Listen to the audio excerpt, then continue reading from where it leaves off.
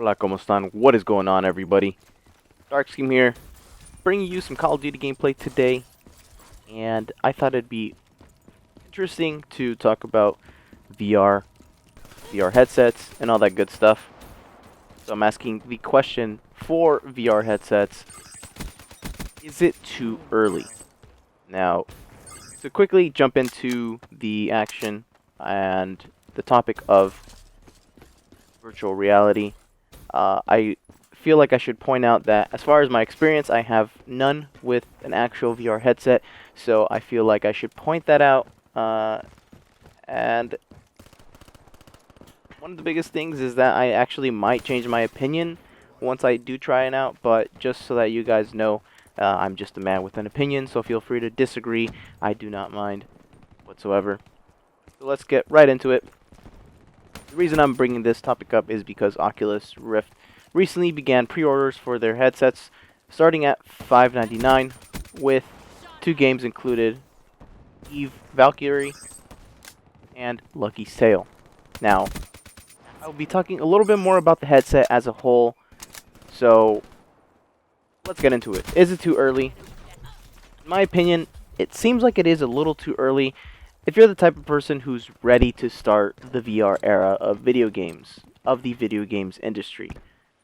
The price seems too expensive, but that is also because, like I said, if you're that type of person who's ready to jump on that bandwagon of VR development and gameplay, it is a little too early.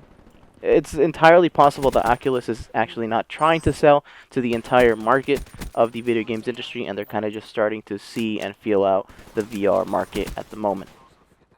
So one of the things that I wanted to talk about and bring up in this argument is what the VR headset is in time for. It's in time, it's just in time for testing and development of virtual reality. The VR headset is already starting to have a healthy amount of competition with the HTC Vive as well as Sony's Project Morpheus.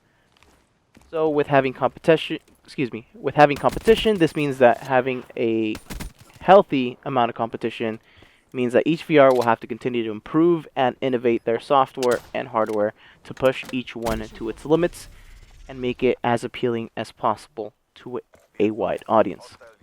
Now, since it seems too early for casual consumers, is there trouble that the VR side of the industry will lose excitement and hype? Quickly to answer that question, yes, it will lose some excitement. It will lose some of its popularity. But the biggest thing to take into account is you need to compare the VR headset with being an early access property. Now, let's compare this to an early access game. Early access games, for the most part, gain all of its popularity during its early stages of development. So, once the game officially launches, the game's player base has already dwindled.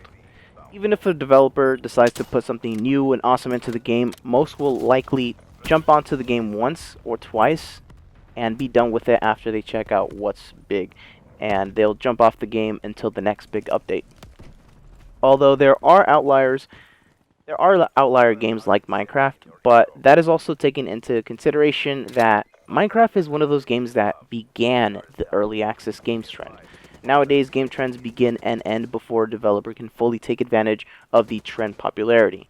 So right now, the early access trend and genre that I'm seeing is survival games, but that is for another topic, that is for another discussion. So with that said, how does early access games compare to VRs and headsets and all that stuff? Well, early access is what is comparable to VR, since VRs are not limited to being one intellectual property.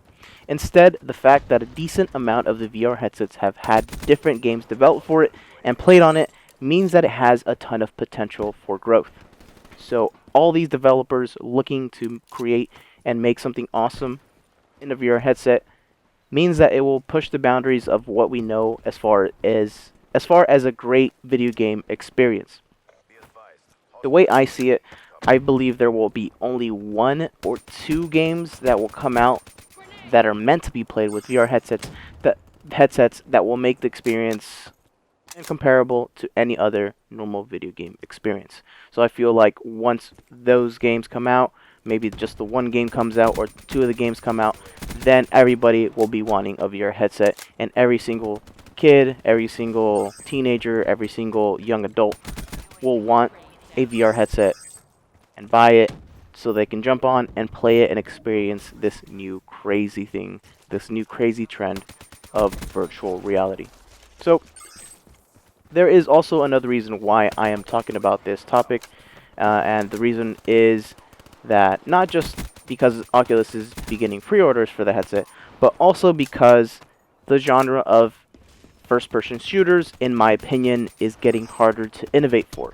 It's a hard genre to innovate in nowadays, and with virtual reality being an option, maybe not now, but maybe sometime down the road, an FPS VR experience might be what pushes VR to even greater success, and also the FPS genre to a new level of development. One of the hardest things and one of the hardest trends to break away from is games that are on a certain cycle, like Call of Duty.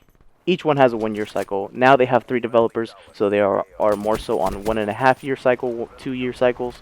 So it's a little bit easier to have time to develop for the game. But like I said, it's hard to innovate for a game in which you point your gun and shoot. You want to make the experience new and fresh, and people are developers, I should say, are starting some sort of difference in the trend.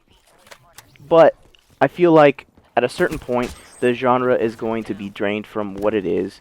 At the moment, I think the most popular FPS out there is Counter-Strike on PC. That experience has been very similar to what it was years ago, and people still enjoy it, people still like it.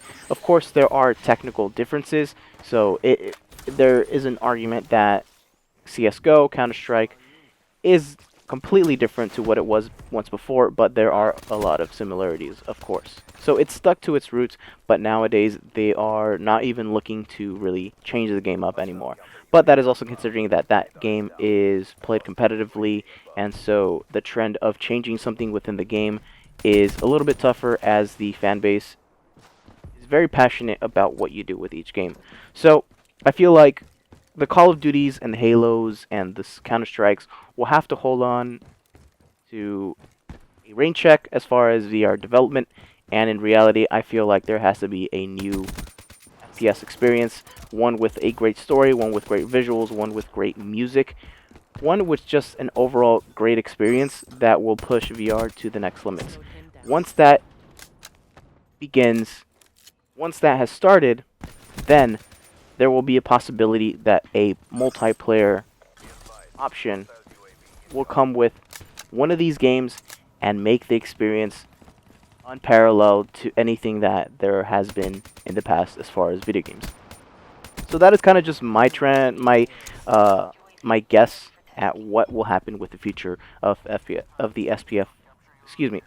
FPS genre, and where it will be once VR begins.